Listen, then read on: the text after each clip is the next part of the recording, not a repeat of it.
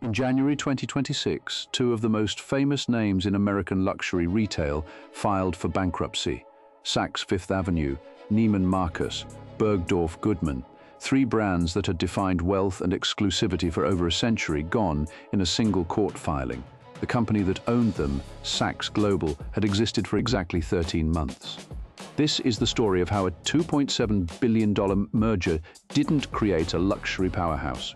It created a debt bomb. And when it went off, over 17,000 people lost their jobs, 20 stores closed, and vendors who had been waiting 18 months for payment got a memo explaining they would have to keep waiting.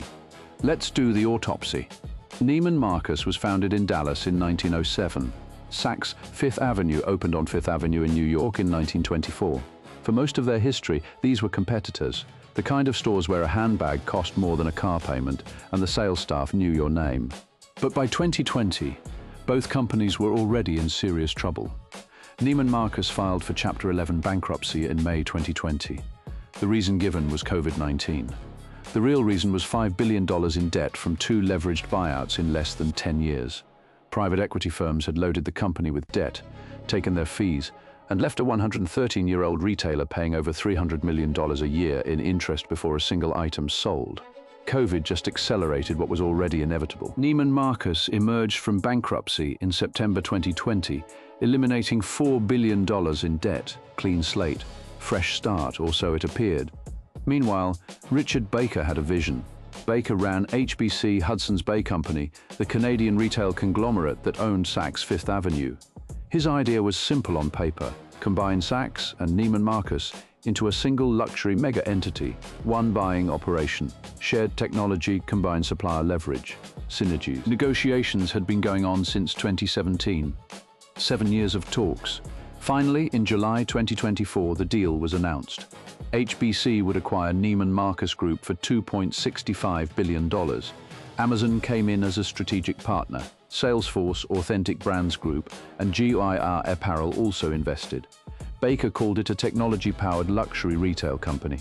The new entity, Saks Global, would control Saks Fifth Avenue, Saks off 5th, Neiman Marcus, and Bergdorf Goodman, a $7 billion real estate portfolio. The crown jewels of American luxury under one roof.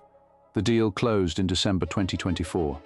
13 months later, they filed for bankruptcy. Here is the mechanism of failure, and it is not complicated.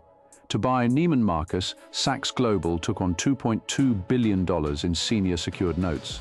This was on top of existing debt. The total debt load reached $3.4 billion on a company whose core business, department store retail, was already declining. Within months of the deal closing, vendors started reporting they weren't getting paid. Not late payment, no payment. By February 2026, the new CEO sent vendors a memo acknowledging 18 months of unpaid bills. He outlined a repayment plan. The plan offered no real timeline, no real relief. Suppliers stopped shipping inventory. Empty shelves in luxury stores, which meant fewer sales, which meant less cash to pay the debt, which triggered more missed payments. In late 2025, Saks Global missed an interest payment of approximately $100 million. That is the moment a company officially signals it cannot service its debt. On January 13, 2026, they filed for Chapter 11. The human cost was immediate. Saks Global entered bankruptcy with 17,000 employees.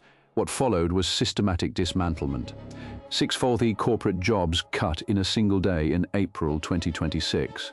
16% of the entire corporate workforce. 226 store-level layoffs tied to 15 store closures between May and June. Distribution centers in Pennsylvania closed, 590 more jobs gone. 20 of 33 Saks Fifth Avenue stores shuttered.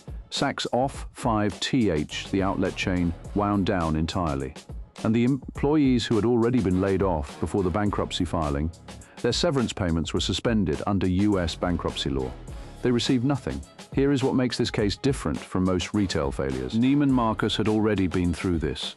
They filed bankruptcy in 2020, eliminated $4 billion in debt, came out the other side lighter with a chance to rebuild.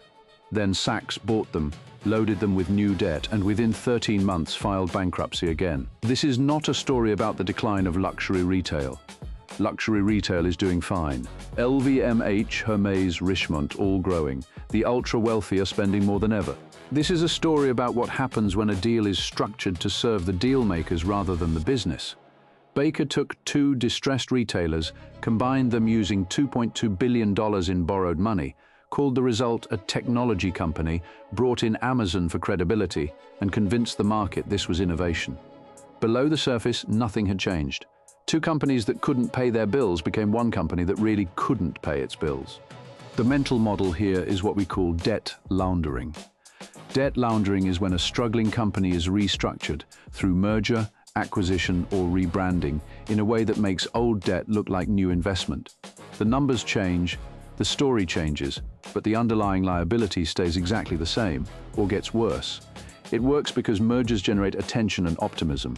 When you announce a $2.7 billion deal backed by Amazon, the narrative overwhelms the math. Due diligence gets compressed. Analysts focus on synergy projections, not the interest coverage ratio. How do you spot it? 3 signals. First, the acquiring company uses almost entirely debt to fund the deal, not equity, not cash reserves.